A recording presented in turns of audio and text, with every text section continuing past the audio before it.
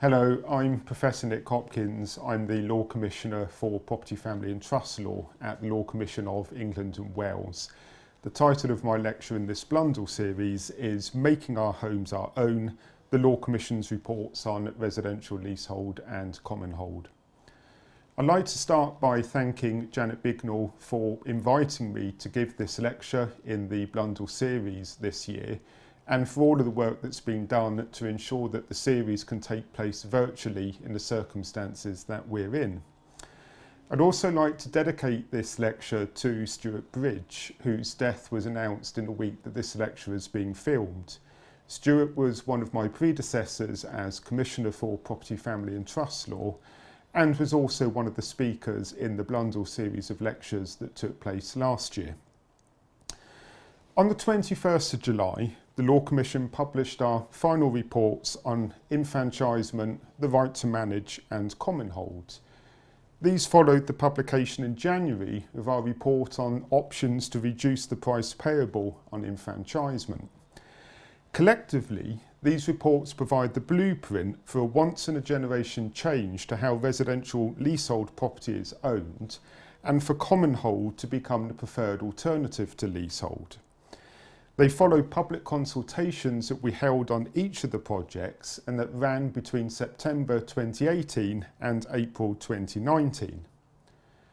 As with all of our projects, we have worked within terms of reference agreed between the Government and Law Commission. Our three residential leasehold and commonhold projects have two umbrella terms of reference, which are notable because they are not neutral. Our projects are designed to promote transparency and fairness in the leasehold sector and to provide a better deal for leaseholders as consumers. And so they are designed specifically to recommend changes to the law so that the law works more favourably towards leaseholders. I've titled this lecture Making Our Homes Our Own, as that captures the effect of recommendations that we make across the three projects. And what I want to do in this lecture is consider how some of the principles that run through our recommendations and that reflect those umbrella terms of reference achieved this effect. Those principles are, first, in our reform of leasehold, to put the financial value of the home in leaseholders' hands and to enable leaseholders to take ownership and control of their homes. And second, in our recommendations on commonhold, to pave the way for more homes to be owned on a freehold basis, reflecting the idea that where freehold ownership is possible, it's also preferable to leasehold. The experience of freehold owners is the benchmark against which leaseholders judge their experience, and the key desire of leaseholders who have spoken to us and who we've heard from is to be able to own the freehold. That echoes the experience of the Ministry of Housing, Communities and Local Government Select Committees meeting with leaseholders. The summary of that Commission's discussion notes that at the end of the session, we asked the participants what they wanted us to recommend in our report. The most widely advocated recommendation was for the government to abolish leasehold. And so I'm not going to attempt in this lecture to summarise all of the recommendations contained in our reports. I want instead to highlight recommendations that we make across the reports and that reflect these principles. And before discussing our reports, I want to consider the wider context in which our reports have been written. That context is essential in understanding why the leasehold system as it stands has failed to make so many leaseholders feel that their home is their own, and moreover why the systemic problems with leasehold mean that the tenure is ill-equipped to do so. Britain was famously described by Peter Saunders in his 1990 book of the same name as a nation of homeowners. Fulfilling the dream of home ownership has long been many people's ambition. Much of this ambition can be attributed to what Lorna Fox O'Mahony described in her seminal work on conceptualising home as the non-financial X-factor values that home ownership encompasses, and which have become embedded in an ideology of home ownership. These values include security and stability and autonomy and control amongst a range of perceived benefits. While the exact dependence of these benefits on tenure is complex, there is clearly something about owner occupation that leads it to be perceived by many as a most desirable form of tenure, as improving self-identity, and as delivering greater satisfaction. And it's a sense of ownership that seems crucial to delivering those benefits. Bad law and bad practice that affects people's experience in their home therefore has a particular impact on them, especially in the context of the owned home. Leaseholders of flats would point to the issues with cladding that have been brought into focus following the Grenfell Tower fire tragedy as an illustration of this impact. Shortly before the publication of our reports, a survey undertaken by the UK Cladding Action Group found that 9 out of 10 leaseholders said their mental health had deteriorated as a direct result of the situation in their building. For all of us, the COVID-19 pandemic and the requirement to stay at home that followed has emphasised how much we depend on our homes. It highlighted our homes as a place of security, shelter and safety. Although, of course, it's important to acknowledge that for victims of domestic abuse and violence, the requirement to stay at home carried very different connotations. In addition to these non-financial X-factor values, our homes are, of course, also about money and investment. Ownership of the value lies at the core of home ownership and has been seen as a defining characteristic that separates the owner from the renter. Home ownership is promoted as a means of accumulating wealth with the expectation that the home will increase in value over time, that it's an asset that can be used as collateral to secure borrowings, as an inheritance to be passed on, or a fund to draw against in old age, as an insurance against the risks and uncertainties of life, and as a financially sound means of paying for the roof over the head. Many of the leaseholders we have heard from would highlight that leasehold ownership has not provided them with either the financial security or the X-factor benefits that they expected to enjoy as homeowners. As far as the financial benefits are concerned, in leasehold, the financial investment in the property is split between the leaseholder and the freeholder. For landlords, the property is fundamentally about money, both the capital value in the freehold and the income that is generated from ground rent payments, commissions, enfranchisement premiums and other fees. Now, that is not to say that the profit generated cannot be used for good ends, and landlords come in many guises. Our consultation paper on enfranchisement acknowledged that there are landlords in the market who operate fairly and transparently. But the fact remains that the effect of leasehold in essence is to put financial value in the landlord's hands at the expense of the leaseholder. The more a person's home is used as a financial asset to benefit their landlord, the less it is an investment for the individual. The more a leaseholder's money is providing an investment for their landlord, the less the money is providing an investment for themselves, for their future, their family, their next generation. For leaseholders, the question is a simple one. Why should their home be seen as a source of investment and profit for someone else? As one leaseholder put it to us, the primacy of the homeowner needs to be foremost over the speculator using the home as an asset class.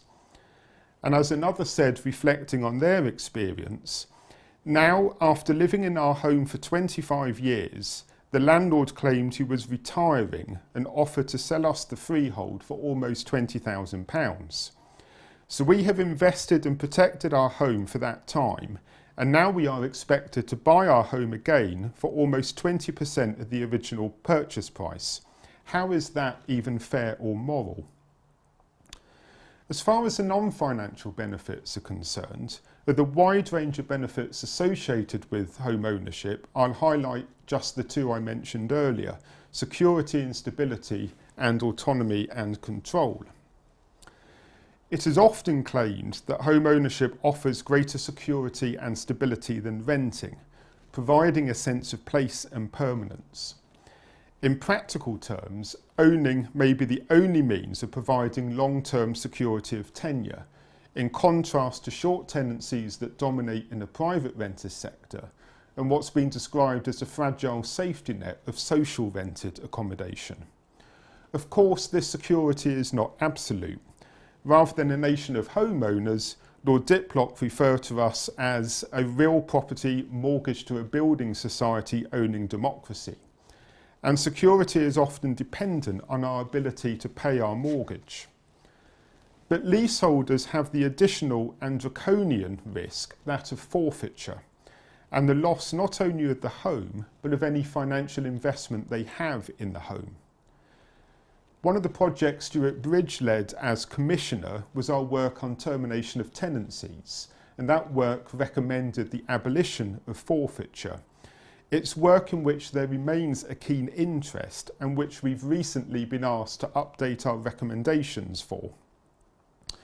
Now, the abolition of forfeiture would clearly be significant in leaseholders' sense of stability and security.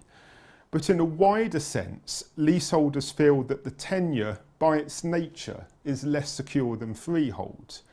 As one leaseholder said to us, "I just want to be able to own the land my house is built on and have the security of knowing that it's mine." Turning then to autonomy and control. One of the perceived advantages of ownership is a sense of independence and control that owners enjoy. An owner is free to choose how to enjoy the property, how to maintain it, how to improve it, and how and when to dispose of it. The fact an owner can modernise and personalise their dwelling enhances their perception of the property as their own home. Those with long memories will recall the symbolic changing of a front door that often accompanied the exercise of the right to buy in order to buy a council home. That changing of the door became symbolic of the transition from renter to owner. Now, of course, there are always some necessary constraints, such as those imposed by planning controls and environmental health legislation, amongst others. And flat owners will necessarily be subject to greater constraints than house owners because of the physical interdependence of flats.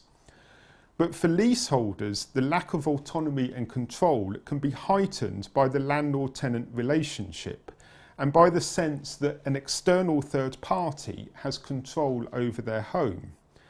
As one leaseholder explained to us, "In my case, the entrance hall is not part of my lease, but I still have to pay for the upkeep and I have no power or rights to control the nature of that upkeep." These problems of leasehold are not new.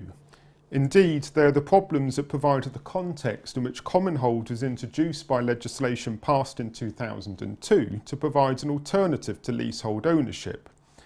And they were highlighted in empirical research carried out at the time of that legislation.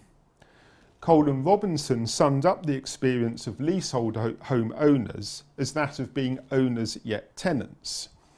Now, indeed, some of the leaseholders we've heard from would go further and say that they do not feel they are owners at all, and they object to the description of leasehold as ownership. As one put it, "I was not informed by my solicitor that I did not own the house. Why was the property advertised as being for sale when it was clearly not?" Reflecting the sense that having brought leasehold, they did not feel that they really owned their home. Nor are the problems simply the result of bad practices that have taken place within the sector. One of the arguments that has been made to us is that if bad practices are stamped out, then the need for more comprehensive reform falls away.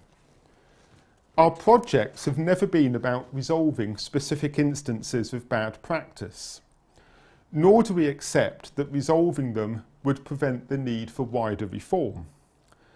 The problems with leasehold relate to the tenure itself. While our recommendations on leasehold are designed to mitigate those problems insofar as it's possible to do so within the constraints of the tenure, the problems can be solved only by replacing leasehold with Commonhold. That is because the root cause of the problems lies in the existence of the relationship of landlord and tenant, or freeholder and leaseholder.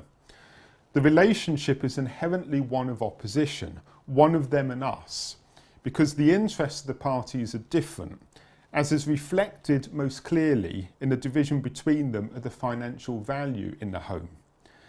And as we found in our valuation report, the relationship is also one in which there is a systemic inequality of arms between the, in general, deep-pocketed and sophisticated freeholders managing a portfolio of investments on the one hand, and individual homeowners on the others, whose only experience with the legal regime is through their ownership of their home. Leasehold was not designed to deliver ownership, and leasehold was not designed to provide a structure for the management of blocks and developments. In both cases, leaseholders come to be used to do a job it was not intended to perform. Leases, of course, began as contracts with no proprietary effects, and only later came to be recognised as proprietary rights. While not part of the feudal system, as Professor Cathy Sherry explains, leasehold has its genesis in that system, and in the idea of landowners retaining ownership of land while simultaneously benefiting from others' exploitation of it. That genesis is fundamentally at odds with the nation of homeowners in which housing wealth is spread around individual homeowners. This wider context is significant because it demonstrates that leasehold is inherently ill-suited to make our homes our own. But it can be made to work much better than it currently does. And it's essential that wholesale reform of leasehold is undertaken for those who are or become leaseholders. Therefore, our recommendations for reform of leasehold are designed to mitigate the inherent difficulties by, as far as possible, placing the financial value of the home in leaseholders' hands and giving them a greater sense of security and stability, while helping them to take control and achieve greater autonomy. But ultimately, the solution to the problems raised by leasehold is the adoption of Commonhold.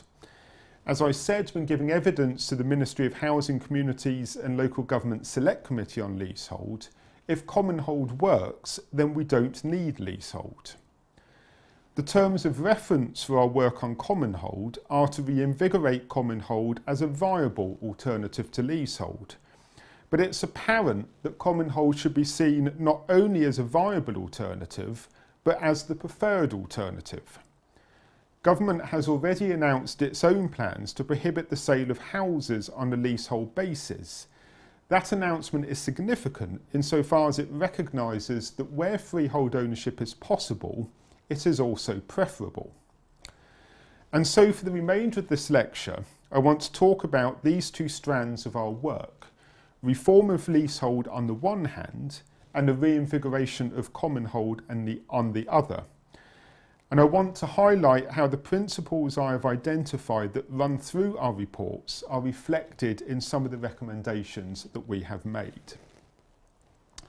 So turning first of all to the reform of leasehold. Our recommendations in relation to enfranchisement help both to place the financial value of the home in leaseholders' hands and to provide them with greater security, autonomy and control. We do so in a number of ways in a new enfranchisement regime that's designed to make enfranchisement easier, quicker and cheaper. So turning first of all to freehold acquisition through enfranchisement.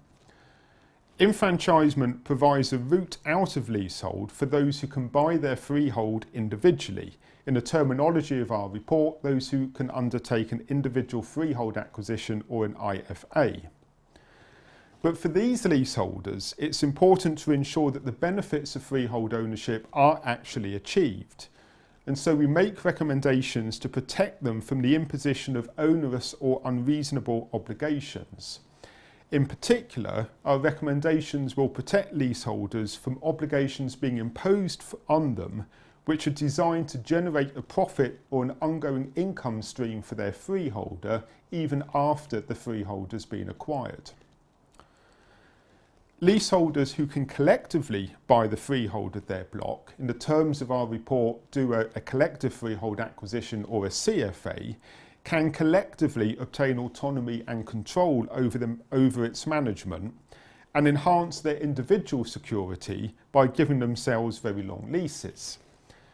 A CFA mitigates the problem with leasehold as it removes the external freeholder, although it retains the landlord and tenant structure and relationship. We make a number of recommendations to expand the scope of CFAs. First, we recommend that CFAs should be available where up to 50% of the building is in or is intended for non-residential use, rather than the current limit of 25%. In our consultation paper, we propose retaining the 25% limit, but we've listened to leaseholders in buildings who are desperate to buy the freehold, but where the building has been designed with just over 25% of the floor space dedicated to non-residential use, and therefore preventing them from doing so. As one leaseholder explained, we are unable to exercise enfranchisement because our building has over 25% of non-residential, despite the fact the residential element of the building is the largest proportion. Now, any threshold inevitably produces arbitrary results, but we concluded that as a matter of principle, a right for residential leaseholders to purchase the freehold should be available whenever a building can fairly be described as residential. And we think that's the case where up to 50% of the floor space is intended for non-residential use. Secondly, we recommend that it should be possible for a single CFA claim to be made over multiple buildings, for example over blocks of flats on the same estate. Leaseholders will thereby be able to exercise control over their wider environment. They will be able to benefit from economies of scale and avoid the difficulties that can arise where the ownership or management of blocks on an estate is divided. Finally, leaseholders making a CFA claim will also be assisted by our recommendations that they should be able to require their landlords to take leasebacks of units in the building that are not let to leaseholders participating in the claim. The use of leasebacks will make it significantly cheaper for leaseholders to acquire the freehold of their building, where there are a number of flats let to non-participating leaseholders and to commercial units. Turning now to lease extensions, we recommend that leaseholders of both houses and flats should have a new right to a lease extension for a term of 990 years. That's in place of the 90 years and 50 years available to flats and houses respectively under the current law. This long length of a lease extension ensures that leaseholders who are unable to buy their freehold have the greater security that comes with a longer lease, as well as placing the financial value of the home in leaseholders' hands. The ability of leaseholders to take over the management of their block is central to be able to secure autonomy and control. For those who can afford a CFA, that is likely to be the preferred route, as buying the asset also places a financial benefit in the leaseholder's hands, and it provides them a greater security through being able to grant themselves very long leases. But a CFA will be out of the reach for some, either because they do not qualify or because they do not have the financial resources to buy the freehold, even taking into account that doing so should be cheaper, both under the recommendations in our enfranchisement report, including those relating to leasebacks, and under the options to reduce the price payable that we have presented to government in our valuation report.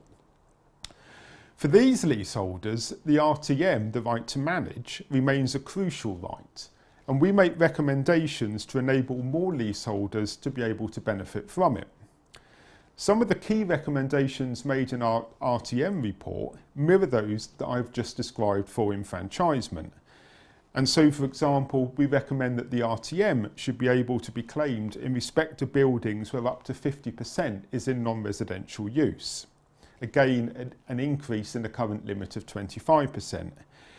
Equally, we recommend that it should be possible to claim the RTM over multiple buildings in a single claim.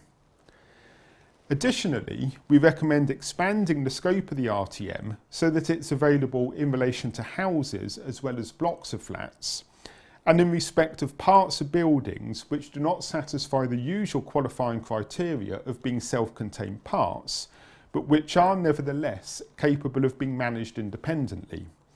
These changes will open up the RTM to more leaseholders in more properties. In relation to making it cheaper for leaseholders to exercise both enfranchisement rights and the RTM, our recommendations in relation to costs are significant.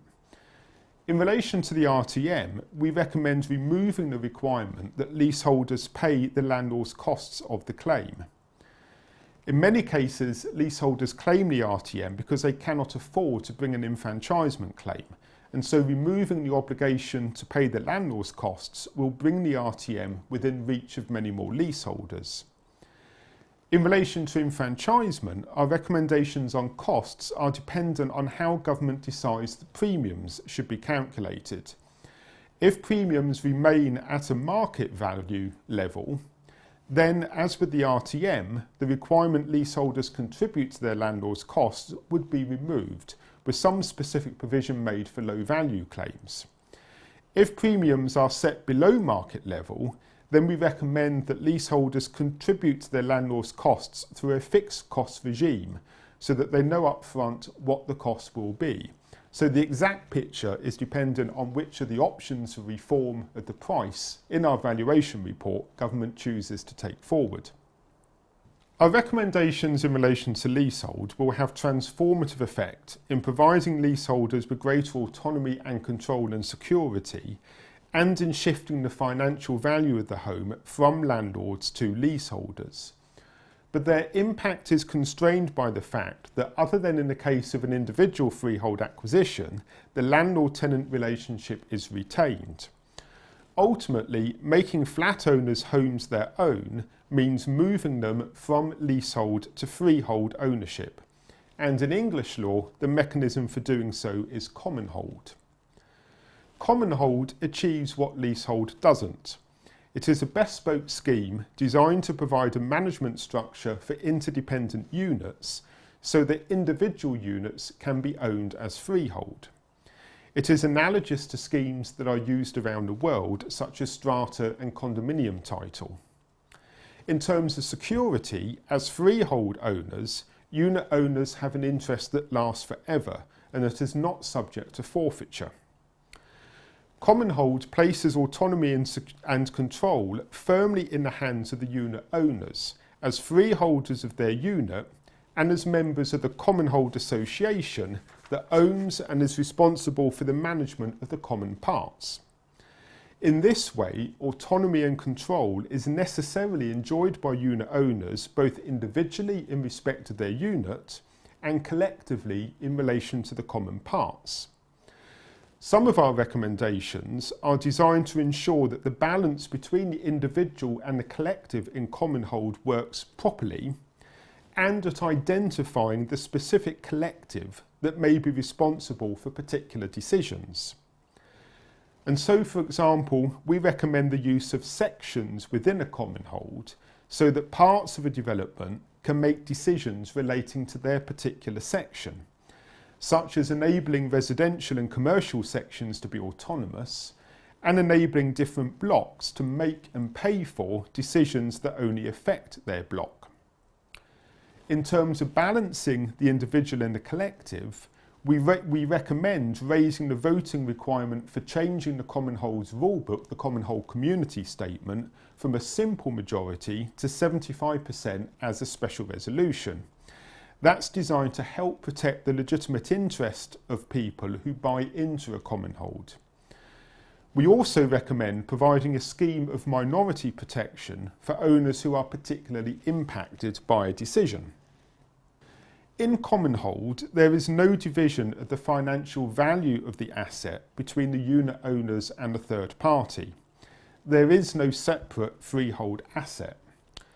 The value of the common parts is owned by the unit owners as members of the Commonhold Association. We make a number of recommendations to ensure that the Commonhold remains financially robust. For example, requiring the maintenance of reserve funds so that major works are budgeted for over a period of years, and providing the Commonhold Association with enhanced powers to take action against those unit owners who fail to pay their share of the Commonhold contribution. The fact the Commonhold Association owns the common parts gives it a valuable asset that can be used to raise finance in the case of an emergency in order to carry out essential repairs. And so we make recommendations designed to ensure that Commonholds are better equipped to deal with such emergencies. Now, I focus my comments on how Commonhold benefits unit owners, but our recommendations are designed to ensure that Commonhold works for the entire property sector, providing developers with the flexibility they need to undertake large mixed-use developments, and providing mortgage lenders with the security they need to lend on Commonhold, which we consider provides better security than Leasehold. Because Commonhold provides unit owners with ownership, autonomy and control not only over their individual units, but also over blocks and developments, some have raised questions over stewardship of land and argue that the landlord-tenant relationship has an essential role in this respect in the residential context. Stewardship is not always defined, but I use the term to mean the management of land over time and for the next generation. It has been suggested that landlords are necessary to provide stewardship over residential property. Institutional landlords are said to act as custodians who take a long-term view of the investments needed in the building and who bring expertise in matters such as insurance, maintenance and health and safety. But this argument must address the following challenge. If owners of houses are trusted to be stewards of their house, why can owners of flats not be similarly trusted? While leaseholders have a shorter term interest than their landlords, it is the term of the lease granted by the landlord that constrains them. The management of a block is undoubtedly far more complex than that of an individual house, and Commonhold is sometimes wrongly equated with amateur management. It is not in fact anticipated that Commonhold unit owners themselves will personally take charge. In all but small blocks where self-management is a realistic choice, the expectation is that professional managers will be appointed, but they will be appointed by and answerable to the unit owners through the Commonhold Association. The insistence on the necessity of freeholders to provide intergenerational stewardship of a building or estate is symptomatic of a broader issue. The reinvigoration of Commonhold brings about a need for cultural change and for all participants in a housing market to rethink fundamental assumptions on which the market currently operates. In short, Commonhold cannot be looked at through the lens of leasehold. It has been suggested, for example, that developers will not build unless there is a professional landlord in place to manage the development. But this ignores the fact that Commonhold structures, strata and condominium title, are used around the world, and that large mixed-use developments operate in those jurisdictions. If you buy a flat in 9 of the 10 most expensive cities in the world, it will be a Commonhold equivalent. Only in Hong Kong, which has its roots in English law, would it be a leasehold. Buildings in those cities are not falling down. The property market is not failing as a result of the use of Commonhold equivalent regimes, and developers are continuing to build. It is also argued that Commonhold owners will not take an active interest in the management of their block, because it is said that leaseholders are ultimately apathetic about how their blocks and estates are managed. But it should not be assumed that apathy generated in the leasehold system, where the long-term financial investment and control of the building lies with an external third party, will carry over into a system in which from the outset investment and control lie with the unit owners.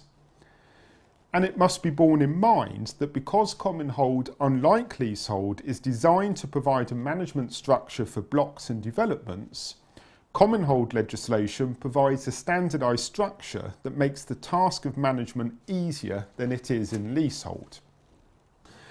And so to conclude, my lecture has focused on the 3 reports that we published on 21st of July. And I've also referred to our separate valuation report published in January this year. These reports provide the blueprint for comprehensive reform, but they are also themselves part of a wider package of reforms. Government has announced an intention to rely on the implementation of our report on making land work, a report that enables positive obligations to be enforceable in freehold land as land obligations, to support its leasehold housing ban. And it has also asked us to update our recommendations on termination of tenancies to abolish forfeiture. There are also a range of other measures that government is working on quite separately from work the Law Commission has done. It is a time of great change for the leasehold sector, and a change that means in the future the legal regime can more closely embed a sense that our home is our own, both for those who continue to be leaseholders and for those currently confined to leasehold but for whom freehold becomes a reality.